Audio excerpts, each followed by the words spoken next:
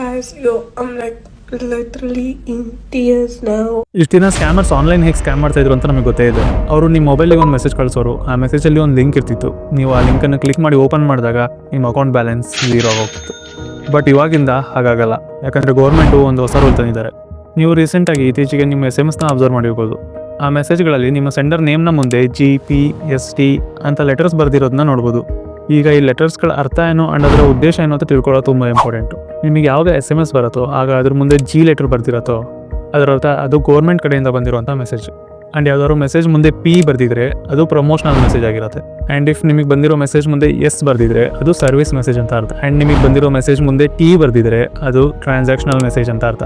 ಆದರೆ ನಿಮಗೆ ಅನ್ನೋನ್ ನಂಬರಿಂದ ಒಂದು ಮೆಸೇಜ್ ಬಂದರೆ ಆ್ಯಂಡ್ ಅದ್ರ ಮುಂದೆ ಯಾವ ಲೆಟರ್ ಕೂಡ ಬರ್ದಿಲ್ಲ ಅಂದರೆ ಅದು 80% ಫ್ರಾಡ್ ಮೆಸೇಜ್ ಆಗಿರೋ ಚಾನ್ಸಸ್ ಇರುತ್ತೆ.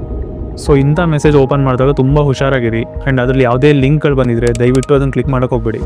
ಆ್ಯಂಡ್ ಈ ರೀಲ್ ನಿಮ್ಮ ಪೇರೆಂಟ್ಸ್ ಹಾಗೂ ನಿಮ್ಮ ಎಲ್ಲ ರಿಲೇಟಿವ್ಸ್ ಜೊತೆ ಶೇರ್ ಮಾಡಿ. ಯಾಕಂದರೆ ಅವ್ರ ಜೊತೆ ಯಾವುದೇ ಸ್ಕ್ಯಾಮ್ ಆಗದೇ ಇರಲಿ. ಇದೇ ರೀತಿ ಇನ್ಫಾರ್ಮೇಟಿವ್ ವೀಡಿಯೋಸ್ಗಾಗಿ ಬ್ರೈನ್ ಸೆಟ್ ನೆಕ್ಸ್ಟ್ನ ಫಾಲೋ ಆರ್ ಸಬ್ಸ್ಕ್ರೈಬ್ ಮಾಡ್ಕೊಳ್ಳಿ.